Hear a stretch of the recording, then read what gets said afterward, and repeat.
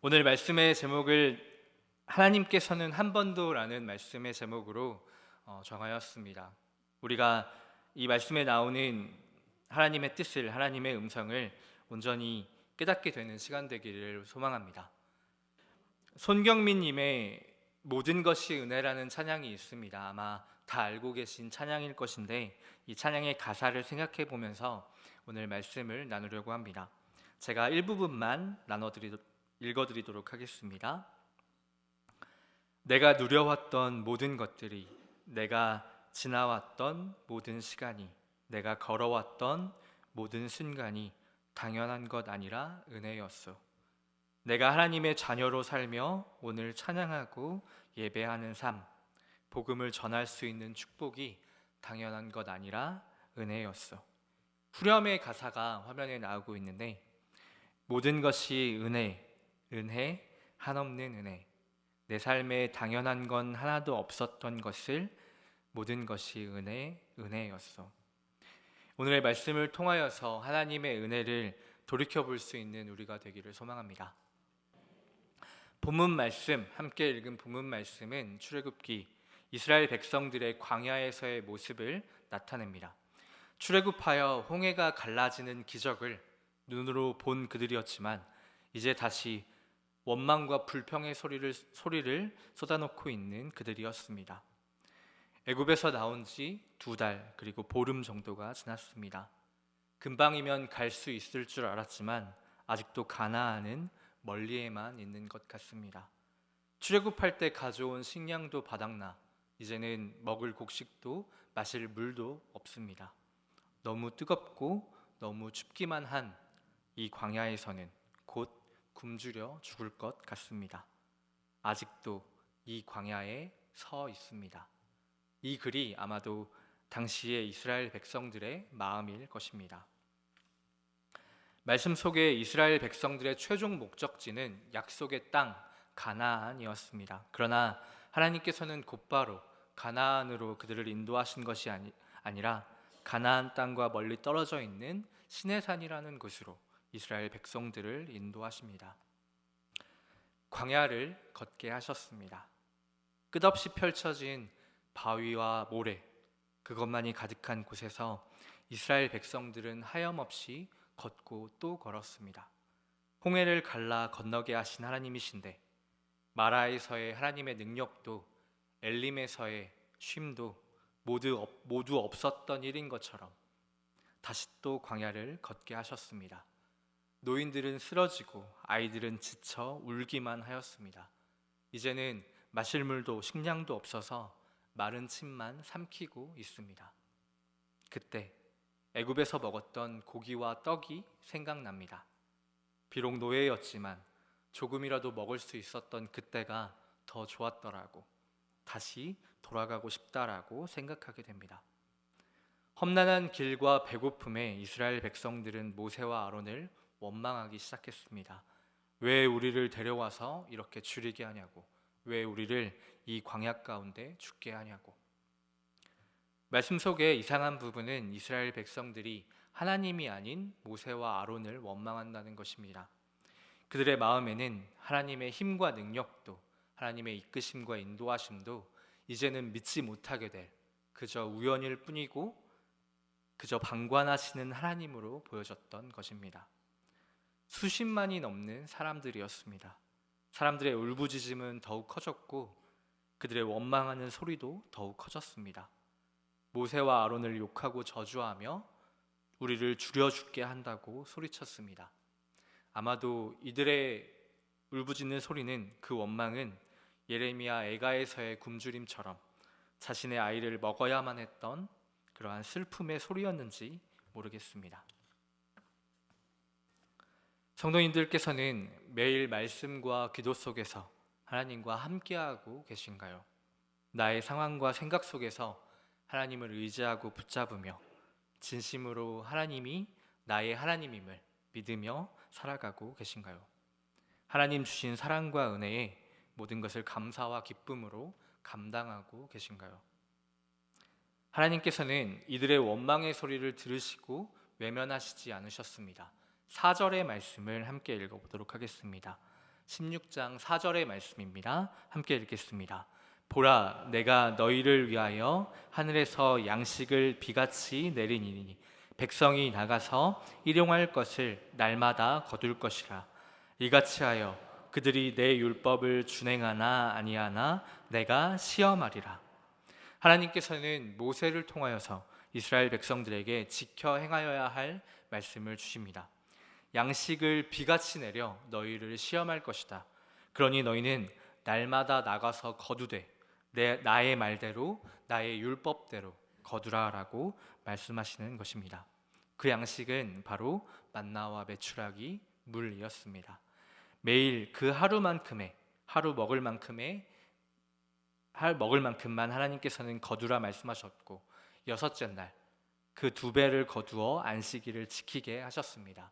하나님께서는 자신의 은혜에 거두는 수고로 말씀을 지키는 순종으로 나아올 것을 명령하셨습니다. 모세가 이 말을 할 때 온 하늘이 구름에 덮이게 되고 한 줄기 강한 빛이 그들에게 비치게 되었습니다. 광야 가운데 하나님의 영광이 구름 속에 나타났고, 모세와 아론을 원망하던 모든 이스라엘 백성들이 보고 이것이 하나님의 음성임을 알게 되었습니다. 16장 말씀, 우리가 함께 읽은 16장 말씀 중에 눈여겨보아야 할 부분은 6절과 7절의 말씀에 나타납니다. 6절과 7절의 말씀을 함께 읽도록 하겠습니다. 모세와 아론이 온 이스라엘 자손에게 이르되 저녁이 되면 너희가 여호와께서 너희를 애굽 땅에서 인도하여 내셨음을 알 것이요 아침에는 너희가 여호와의 영광을 보리니. 아멘. 하나님께서는 자신이 이스라엘 백성들을 인도하심을 알게 하셨습니다. 그분의 능력을 보이셨고 그분의 영광을 보이셨습니다. 매일 필요한 만큼의 양식을 주셨고 넘치게 가져가면 그것에 벌레가 생기고 냄새가 나게 하셨습니다. 이스라엘 백성들에게 매일 하나님을 찾게 하셨고 매일 하나님의 영광을 보게 하셨습니다. 그것은 오히려 하나님께서 보고 싶으셔서입니다. 하나님께서는 자신을 찾는 자들에게 자신의 능력과 영광을 보이시고 그것으로 기뻐하는, 행복해하는 모습을 매일 보고 싶어 하셔서 그러셨던 것입니다. 12절의 말씀에는 내가 여호와 너희의 하나님인 줄 알리라 라고 말씀합니다. 그 말씀에서처럼 하나님께서는 이스라엘 백성들이 깨달아 알게 되기를 바라셨고 그 입술로 여호와가 우리의 하나님이라는 고백을 듣고 싶으셨던 것입니다. 성도님들께서는 혹시 가나안을 바라고 계신 시간 속에서 광야의 길을 걷고 계시지는 않으신가요? 하나님이 계시지 않은 것 같아 슬퍼하신 적은 없으신가요? 지금 너무도 힘들고 아파서 하나님을 원망하고 계시지는 않으신가요? 4절 말씀에 내가 시험하리니 라는 이 말씀은 도리어 내가 하나님임을 보이고 나의 능력을, 나의 영광을 보이리니 나를 선택하라, 나를 바라봐라, 나와 함께하라 말씀하시는 하나님의 사랑이었습니다. 이스라엘 백성들은 하나님을 원망하고 있습니다. 하나님께서는 그러한 그들에게 벌을 주시는 것이 아니라 만나를 내려주십니다. 모두 아시겠지만 오늘 말씀 속의 이야기 이후에도 이스라엘 백성들은 계속해서 하나님을 원망합니다. 하나님을 온전히 믿지 못하고 하나님과 함께하지 못합니다. 심지어는 모세를 돌로 쳐 죽이고 애굽으로 돌아가려고까지 합니다. 멍청하고 한심하게만 보이는 이스라엘 백성들의 모습은 우리의 모습과도 같습니다. 내게 이루신 하나님의 영광을 눈으로 보고도 그분의 인도하심과 이끄심 속에 있으면서도 죄에 넘어지고 반복되는 죄를 짓고 있는 우리를 하나님을 믿는다는 것 자체가 복인지도 모르고 하나님을 찾고 구하는 것이 아니라 내가 원하는 것을 바라기만 하는 우리를 말씀 속의 이스라엘 백성들을 통하여서 우리에게 보여주고 계십니다. 가나안 땅을 눈으로 보고도 원망하며 불뱀에 물리면서도 하나님을 바라보지 않는 우리의 연약한 신앙의 삶을 보여주고 있는 것입니다. 하지만 우리가 알고 기억해야 하는 것은 그 와중에도, 그들이 징계를 받는 그 순간에도 만나의 은혜는 멈추지 않았다는 것입니다. 사실 이후에 2년 반 만에 그들은 가나안 땅에 도착하여서 들어갈 수 있었습니다. 하지만 그들의 원망과 불평으로 그들은 40년 동안의 광야 생활을 하게 됩니다. 약속의 땅을 주시겠다는 하나님의 약속을 믿지 못하고 원망하다가 2년 반 만에 도착한 가나안 땅에 40년 동안 들어가지 못하고 광야에서 살게 되는 벌을 받은 것입니다. 그러나 이러한 징계와 벌 중에도 하나님께서는 매일 만나를 내려주셨습니다. 광야 40년 동안 안식일을 제외하고 하루도 빠짐없이 만나를 내려주셨습니다. 만나의 은혜, 이것은 이스라엘 백성들을, 자신의 백성들을 떠나지도 버리지도 않으며 영원히 함께하겠다라는 약속의 증거입니다. 인간의 죄성은 하나님을 멀리하고 떠나려 하게 한다 합니다. 하지만 만나의 은혜를 우리에게 주셨습니다. 가끔 힘들고 지쳐서 원망할 때에도, 하나님을 떠나고 싶다 소리칠 때에도 하나님께서는 우리를 떠나지 않으십니다. 하나님의 백성이고 자녀된 우리들을 버리지 않으십니다. 다시 그분의 영광이 우리에게 보여지고 그분이 우리의 하나님임을 알게 하십니다. 하나님은 신실하십니다. 그분의 신실하심은 내가 잘해서 나의 섬김으로가 아니라 나의 연약한 모습과 상관없이 하나님은 신실하신 분이십니다. 은혜라는 것은 받을 만한 자격이 없는 사람에게 주시는 하나님의 자비와 긍휼을 의미합니다. 내가 은혜 받을 만한 행동을 해서 은혜를 주시는 것이 아니라 은혜 받을 만한 아무런 선한 행동을 하지 않았음에도 불구하고 하나님의 자비하심으로 나에게 은혜를 내려주시는 것, 이것이 바로 하나님의 신실하심이십니다. 그분의 신실하심이 우리를 사랑한다 말씀하시며 우리가 하나님께 나아오기를 기다리고 계십니다. 가나안 땅을 바라고 있던 시간 속에서 광야의 길을 걷고 계시지는 않으신가요? 하나님을 믿는다는 것 자체가 우리에게는 복이 됩니다. 광야의 길에서 하나님의 은혜를 깨닫는 것이 우리에게는 복이 됩니다. 우리는 하나님이 아니면 채워질 수 없는 존재로 만들어졌습니다.